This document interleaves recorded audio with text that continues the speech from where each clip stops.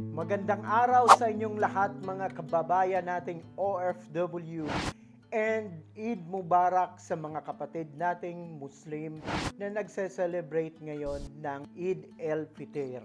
Mga kababayang OFW, may mga bagay or may tatlong bagay akong sasabihin na kailangan nating maintindihan or kailangan nating gawin bilang OFW. Base ito sa mga na-research ko or sa mga natanong ko na naging successful na OFW. Itong tatlong bagay na to, kailangan natin to bilang OFW para maging successful tayo sa ating mga goals, sa ating mga gustong marating sa buhay financially. As OFW, dapat magkaroon tayo ng ganitong disiplina para maging successful tayo financially. Nang sa ganon ay umuwi tayo ng Pilipinas someday na makaipon at masasabi natin na successful ako bilang OFW. Nagtanong ako sa ating mga kababayan, sa ating mga kapwa OFW, ano ba yung sikreto nila bilang or para maging isang successful financially sa pagtatrabaho natin sa abroad. Savings, investment, and protection. First, savings. Napaka-importante bilang isang OFW na mag-save. Okay? Mag-save tayo ng ating kinikita. Number one, kailangan mag-save tayo kahit gaano kalaki or kaliit yung ating kinikita monthly. Kahit ilang peso yung isi-save natin, it doesn't matter po maging 100 pesos or 500 pesos, 1,000 pesos every month. The idea is dapat maturuan natin ang ating sarili, maging disiplinado financially, lalong-lalo na sa pag-iipon ng ating finances. Okay? Mag-ipon tayo kahit gaano yan kalaki, kahit gaano kaliit, ay dapat po mag-set aside tayo every month ng ating budget or finances, magkaroon ng sapat na pera na pang-save. Hindi po kailangan, okay? Ito po, advice ko po sa inyo. Hindi po kailangan na ipadala natin lahat ng kinikita natin sa ating mga kamag-anak o sa pamilya natin sa Pilipinas. Magtira po tayo kahit konti ng para sa atin. Okay? Magkaroon tayo ng sariling ipon natin sa abroad o separate na account sa Pilipinas kahit alam natin na yung mga kapamilya natin or yung family natin ay nag-iipon sila. So, iba na rin yung meron kayong sariling ipon na itatabi nang sa ganon pagdating ng araw, meron kayong magagamit kung kayo ay nangangailangan. Iwasan po natin ang gumastos ng higit pa sa ating kinikita monthly. Kung hindi natin kailangan yung mga dapat bilhin na ito sa ngayon, baka pwede nating i-delay. Meron tayong tinatawag na delayed gratification. Okay? Baka pwede nating i-hold muna kung hindi naman talaga siya kailangan.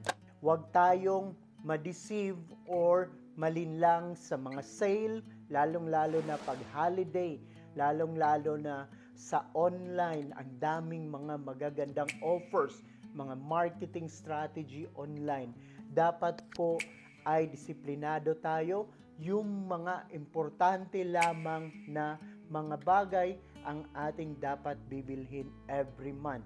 Kung meron tayong extra at kailangan na nating bilhin, then that's the time na bibili tayo.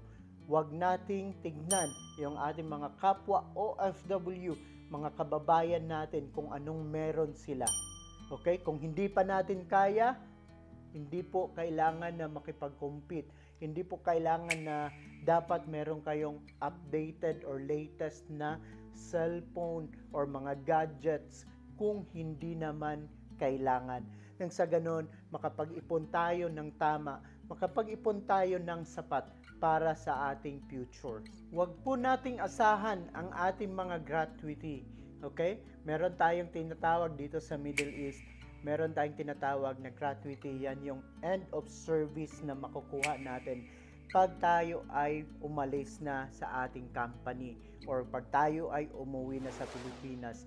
Maraming mga kababayang OFW po, yung mga nahirapan na mag-adjust or pag uwi nila sa Pilipinas ay wala po silang nakuhang gratuity. Bakit po? Nagsara na lang bigla yung company or biglang nawala ng trabaho. Kagaya din po nung nangyari way back nung 1990 nung magkaroon ng giyera sa Middle East. So maraming kababayan natin na OFW that time na hindi po handa na umuwi ng Pilipinas dahil wala pa po silang ipon or sapat na ipon pang simula ng negosyo or kung anumang mga gusto nilang gawin sa Pilipinas. Ang nangyari, maraming mga OFW na umasa na may end of service sila or gratuity silang makukuha pagkatapos ng kanilang kontrata. Sad to say, biglang nagsara ang company, hindi po handa at napauwi sa Pilipinas na wala pong ipon. Then, that's the stress. Yan na po yung problema ngayon kasi hindi po natin napaghandaan. Siguraduhin na mag-ipon, mag-save para sa ating kinabukasan. Pangalawa po ay investment. Okay? So, wag po nating kalimutan na mag-invest. Matapos tayong mag-save, invest. Mag-invest tayo first sa sarili natin. Invest in your knowledge. Okay? Napaka-importante po na madagdagan yung ating kaalaman bilang isang OFW. Hindi lamang po dahil ito na yung posisyon na narating natin sa company or hanggang dito na lang tayo. Iwasan natin yung pag-iisip natin na hanggang dito lang ako. Mga kabayan, mga kababayan, marami pong mga free na mga tutorial like sa YouTube. Okay? Mag-aral po tayo kung pwede or kung alamin natin ang daming mga tutorial online sa YouTube. For example, mag-invest tayo ng kaalaman natin bilang isang video editor, magbablog, or mag-aral tungkol sa stocks. Okay? Paano mag-invest sa stock market? That is one way of investing in ourselves. Kailangan natin mag-invest ng time, okay? Kung kailangan mag-enroll tayo ng panibagong mga courses para madagdagan kung ano ba talaga yung gusto natin. Kung hilig natin ay mag-video editing, mag-photoshop, photography, or mag-business, ang dami pong mga courses na pwede nating pag-aralan. Ang importante lamang po ay madagdagan yung ating kaalaman bilang isang OFW. Then, alam ko po na magagamit natin ito pagdating ng araw. Invest in yourself. Pangalawa, invest po ng mga bagong venture. Mag-invest po tayo ng mga negosyo. May naipon na tayo, kung may extra tayo, mag-invest po tayo sa Pilipinas. Pwede tayong bumili ng mga lupa, pwede tayong magpatayo ng apartment, pwede po tayong mag-invest sa stock market, pwede po tayong kumuha or mag-invest sa MP2 or mutual fund. Ang dami pong mga investment. It doesn't matter po kung gaano kaliit yung inumpisahan natin na investment.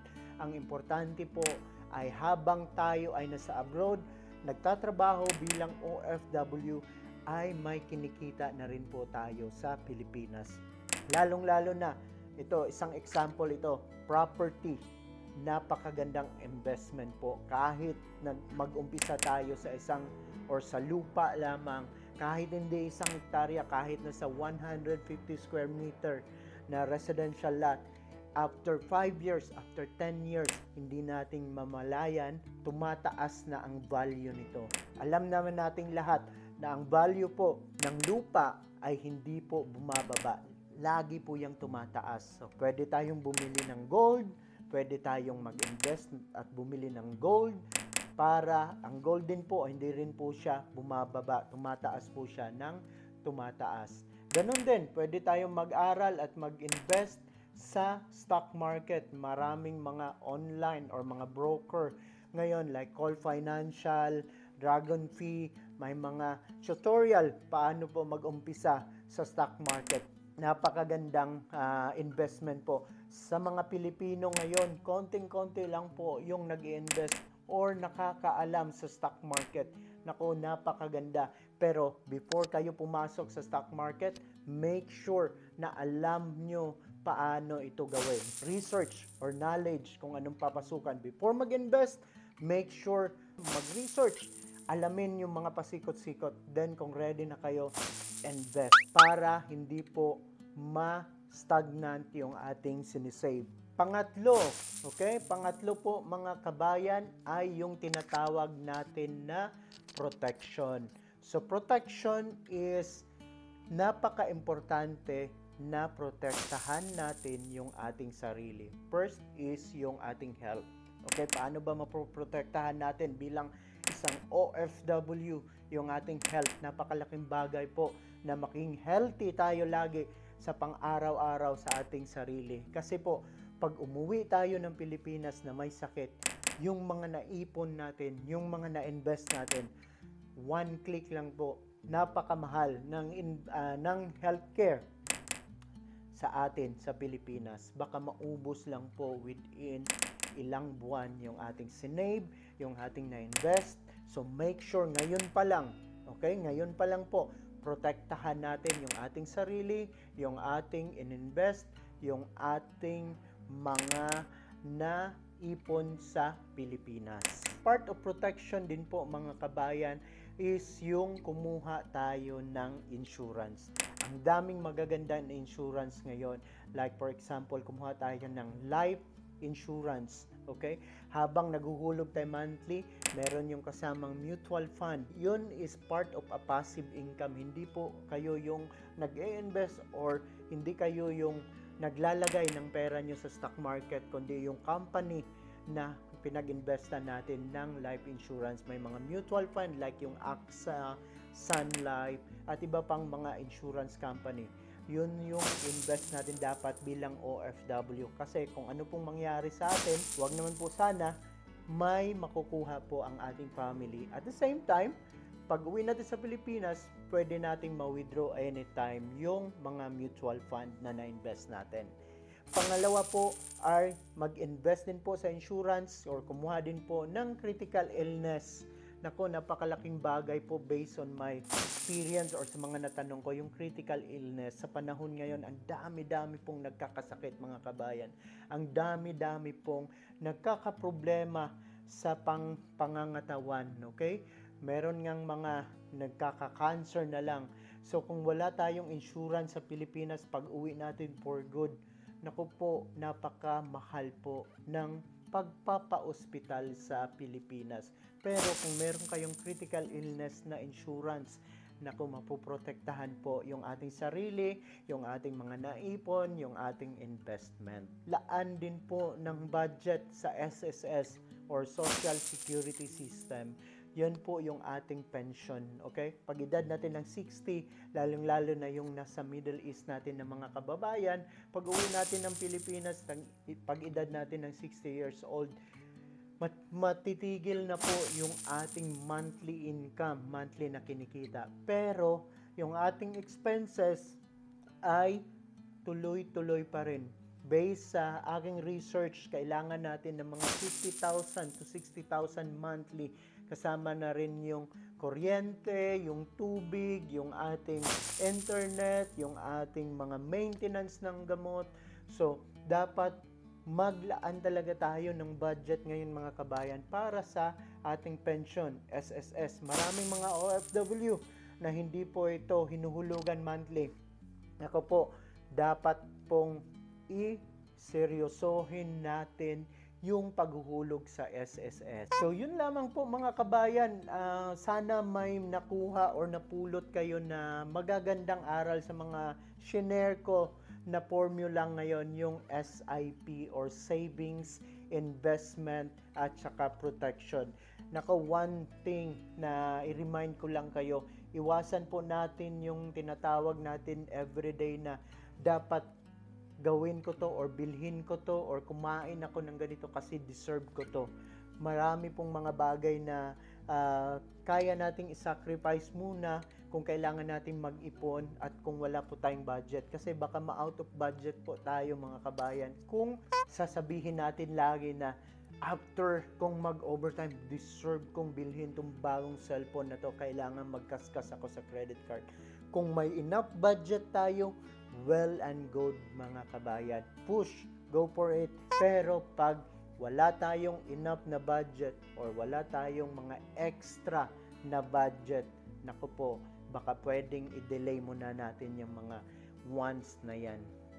So, yun lamang po mga kababayang OFW, and mabuhay po kayong lahat. Please continue to share my videos para po sa ating mga ibang kababayan na OFW.